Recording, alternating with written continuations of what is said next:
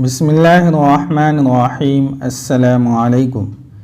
یہی سب سے بڑا خطرہ ہے، سلطان ایوبی نے کہا۔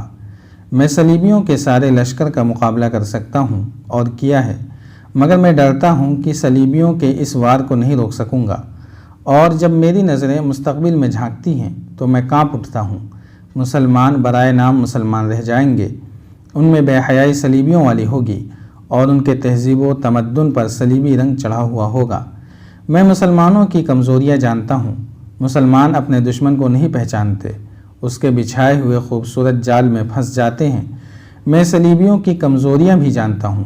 وہ بے شک مسلمانوں کے خلاف متحد ہو گئے ہیں، لیکن ان کے اندر سے دل پھٹے ہوئے ہیں۔ فرانسیسی اور جرمن ایک دوسرے کے خلاف ہیں، برطانوی اور اطالوی ایک دوسرے کو پسند نہیں کرتے۔ وہ مسلمانوں کو مشترک دشمن سمجھ کر اکٹھے ہیں، لیکن ان میں عداوت کے حد تک اختلاف ہے۔ ان کا شاہ اگسٹس دوغلا بادشاہ ہے، باقی بھی ایسے ہی ہیں، مگر انہوں نے مسلمان امراء کو عورت کے حسن اور زر و جواہرات کی چمک دمک سے اندھا کر رکھا ہے۔ اگر مسلمان امراء متحد ہو جائیں تو صلیبی چند دنوں میں بکھر جائیں۔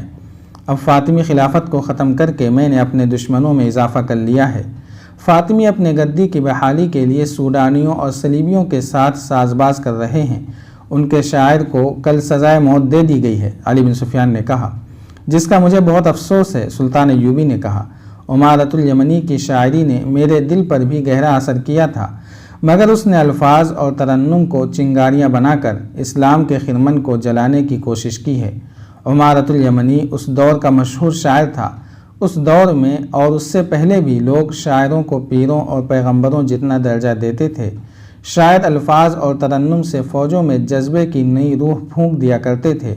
یہی درجہ اس مسلمان شاعر کو حاصل تھا۔ اس نے لوگوں میں جو مقام پیدا کر رکھا تھا اس نے اس طرح استعمال کرنا شروع کر دیا تھا کہ ایک طرف وہ لوگوں میں جہاد کا جذبہ پختہ کرتا تھا اور ساتھ ہی فاطمی خلافت کی عظمت کی دھاک لوگوں کے دلوں میں بٹھاتا تھا۔ اسے فاطمی خلافت کی اتنی پشت پناہی حاصل تھی کہ اس نے سلطان ایوبی کے خلاف زہر اگلنا شروع کر دیا تھا۔ اس کے آخری اشعار یہ تھے: مجھے فاطمی خلافت کی محبت کا طعنہ دینے والو، مجھ پر لعنت بھیجو، میں تمہیں لعنت کے لائق سمجھتا ہوں۔ فاطمی محلات کی ویرانی پر آنسو بہاؤ، ان میں رہنے والوں کو میرا پیغام دو کہ میں نے تمہارے لیے جو زخم کھائے ہیں وہ کبھی مندمل نہ ہوں گے۔ اس کے گھر اچانک چھاپا مارا گیا تھا۔ وہاں سے دستاویزی ثبوت ملا تھا کہ وہ صرف فاطمی خلافت کا ہی خیر خواہ نہیں بلکہ صلیبیوں کا وظیفہ خوار بھی ہے۔ صلیبی اسے اس مقصد کے لیے وظیفہ دیتے تھے کہ وہ مصریوں کے دلوں پر فاطمی خلافت کو غالب کرے اور سلطان ایوبی کے خلاف نفرت پیدا کرتا رہے۔ اسے سزائے موت دے دی گئی تھی۔ جس قوم کے شاعر بھی دشمن کے وظیفہ خوار ہوں، اس قوم کے لیے ذلت و رسوائی ہے، سلطان ایوبی نے کہا۔ دربان اندر آیا اور کہا کہ معزول خلیفہ العاضد کا قاصد آیا ہے۔ سلطان ایوبی کے ماتھے کے شکن گہرے ہو گئے۔ اس نے کہا، خلافت کے سوا یہ بوڑھا مجھ سے اور کیا مانگ سکتا ہے؟ دربان سے کہا، اسے اندر بھیج دو۔ العاضد کا قاصد اندر آیا اور کہا، خلیفہ کا سلام پیش کرتا ہوں۔ وہ خلیفہ نہیں ہے، سلطان ایوبی نے کہا، 2 مہینے ہو گئے ہیں اسے معزول ہوئے، وہ اپنے محل میں قید ہے۔ معافی چاہتا ہوں قابل صد احترام امیر۔ قاصد نے کہا، عادت کے تحت منہ سے نکل گیا ہے۔ العاضد نے بعد السلام کہا ہے کہ بیماری نے بستر پر ڈال دیا ہے، اٹھنا محال ہے، ملنے کی خواہش ہے، اگر امیر محترم تشریف لا سکیں تو احسان ہوگا۔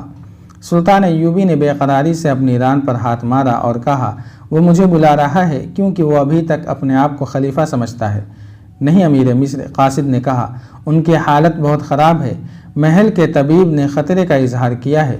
یہ ان کا دیرینہ مرض ہے جو غم اور غصے میں تیز ہو جاتا ہے۔ اب تو وہ اٹھنے سے معذور ہو گئے ہیں۔ قاصد نے ذرا جھجک کر کہا، انہوں نے یہ بھی کہا ہے کہ آپ اکیلے تشریف لائیں۔ راز کی 2-4 باتیں ہیں جو کسی دوسرے کے سامنے نہیں کی جا سکتی۔ انہیں بعد السلام کہنا، صلاح الدین ایوبی راز کی سب باتیں جانتا ہے، سلطان ایوبی نے کہا۔ اب راز کی باتیں خدا سے کہنا، اللہ تمہیں معاف کرے۔ قاصد مایوس ہو کر چلا گیا۔ سلطان ایوبی نے دربان کو بلا کر کہا کہ طبیب کو بلاؤ۔ اس نے علی بن سفیان اور بہاؤالدین شداد سے کہا، اس نے مجھے اکیلا آنے کو کہا ہے، کیا اس میں کوئی چال تو نہیں؟ کیا میرا خدشہ غلط ہے کہ مجھے محل میں بلا کر میرا کام تمام کرنا چاہتا ہے؟ اسے مجھ پر اوچھا وار کرنا چاہیے، اسے حق حاصل ہے۔ آپ نے اچھا کیا نہیں گئے، شداد نے کہا، اور علی بن سفیان نے تائید کی۔ طبیب آ گیا تو سلطان ایوبی نے اسے کہا، آپ العازد کے پاس چلے جائیں، میں جانتا ہوں وہ بہت مدت سے بیمار ہے، معلوم ہوتا ہے کہ اس کا طبیب مایوس ہو گیا ہے، آپ جا کر دیکھیں اور اس کا علاج کریں، یہ بھی ہو سکتا ہے کہ وہ بیمار نہ ہو، اگر ایسا ہے تو مجھے بتائیں۔ سابق خلیفہ العازد کو اسی محل میں رہنے کی اجازت دے دی گئی تھی جو اس کی خلافت کی گدی تھی۔ اس محل کو اس نے جنت بنا رکھا تھا۔ حرم دیس دیس کی خوبصورت عورتوں سے پر رونق تھا، لونڈیوں کا ہجوم الگ تھا، سینکڑوں محافظوں کا دستہ مستعد رہتا تھا، فوجی کماندار حاضری میں کھڑے رہتے تھے۔ سلطان ایوبی کے لائے ہوئے انقلاب نے اس محل کی دنیا ہی بدل ڈالی تھی۔ خلیفہ اب خلیفہ نہیں تھا، محل میں عیش و عشرت کا تمام سامان جوں کا تو رہنے دیا گیا، فوجی کمانداروں اور محافظ دستے کو وہاں سے ہٹا دیا گیا تھا۔ فوج کا ایک دستہ اب بھی وہاں نظر آتا تھا، مگر یہ العازد کا محافظ نہیں، پہرے دار تھا۔ خلافت کا محل چونکہ سازشوں کا مرکز تھا، اس لیے وہاں اب پہرا لگا دیا گیا تھا۔ العازد اب اپنے محل میں قیدی تھا، وہ بوڑھا تھا اور دل کا مریض بھی۔ خلافت چھن جانے کا غم، بڑھاپا، شراب اور عیش و عشرت نے اسے بستر پر ڈال دیا تھا۔ چند دنوں میں وہ لاش کی مانند ہو گیا تھا۔ اس کی تیمارداری کے لیے 2 ادھیڑ عمر عورتیں اور ایک خادم اس کے کمرے میں موجود تھے۔ العازد آنکھیں کھولتا، انہیں دیکھتا اور آنکھیں بند کر لیتا۔ محل کا طبیب اسے دوائی پلا گیا تھا۔ 2 جوان لڑکیاں کمرے میں آئیں، یہ العازد کے حرم کی رونق تھیں۔ ان میں سے ایک نے خلیفہ کا ہاتھ اپنے ہاتھ میں لیا اور اس پر جھک کر صحت کا حال احوال پوچھا۔ دوسری نے العازد کا چہرہ دونوں ہاتھوں میں تھام کر اسے صحت یابی کی دعا دی۔ دونوں لڑکیوں نے ایک دوسرے کی آنکھوں میں دیکھا اور ایک نے کہا، آپ آرام فرمائیں، ہم آپ کو بے آرام نہیں کریں گے۔ دوسری نے کہا، ہم ہر وقت ساتھ والے کمرے میں موجود رہتے ہیں، بلا لیا کریں۔ اور وہ دونوں کمرے سے نکل گئیں۔ العازد نے کراہ کر لمبی آہ بھری اور اپنے پاس کھڑی ادھیڑ عمر عورتوں سے کہا، یہ دونوں لڑکیاں میری تیمارداری کے لیے نہیں آئی تھیں، یہ دیکھنے آئی تھیں کہ میں کب مر رہا ہوں۔ میں جانتا ہوں انہوں نے اپنی دوستیاں لگا رکھی ہیں، یہ گدھ ہیں، میرے مرنے کا انتظار کر رہی ہیں، ان کی نظر میرے مال و دولت پر ہے۔ تم تینوں کے سوا یہاں میرا ہمدرد کون ہے؟ کوئی نہیں، کوئی بھی نہیں۔ فاطمی خلافت کے نعرے لگانے والے کہاں گئے؟ اس نے دل پر ہاتھ رکھ لیا اور کروٹ بدل لی، وہ تکلیف میں تھا۔ اتنے میں قاصد کمرے میں آیا اور کہا، امیر مصر نے آنے سے انکار کر دیا ہے۔ وہ بدنصیب صلاح الدین، العازد نے کراہنے والے لہجے میں کہا، میرے مرنے سے پہلے ایک بار تو آ جاتا۔ صدمے نے اس کی تکلیف میں اضافہ کر دیا۔ اس نے نحیف آواز میں رک رک کر کہا، اب تو میری لونڈیاں بھی میرے بلانے پر نہیں آتیں، امیر مصر کیوں آئے گا؟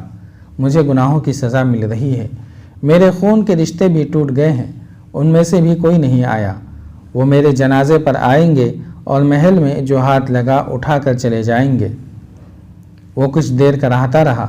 دونوں تیماردار عورتیں پریشانی کے عالم میں اس کی باتیں سنتی رہیں۔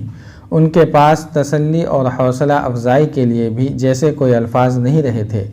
ان کے چہروں پر خوف سا طاری تھا، جیسے وہ خدا کے اس قہر سے ڈر رہی تھیں جو بادشاہ کو گدھا اور امیر کو فقیر بنا دیتا ہے۔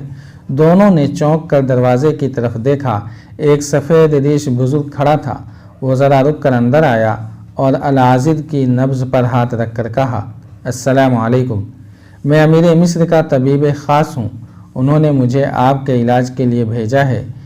کیا امیر مصر میں اتنی سی بھی مروت نہیں رہی کہ آ کے مجھے دیکھ جاتا؟ العازد نے کہا، میرے بلانے پر بھی نہ آیا۔ اس کے متعلق میں کچھ نہیں کہہ سکتا، طبیب نے کہا، انہوں نے مجھے آپ کے علاج کے لیے بھیجا ہے۔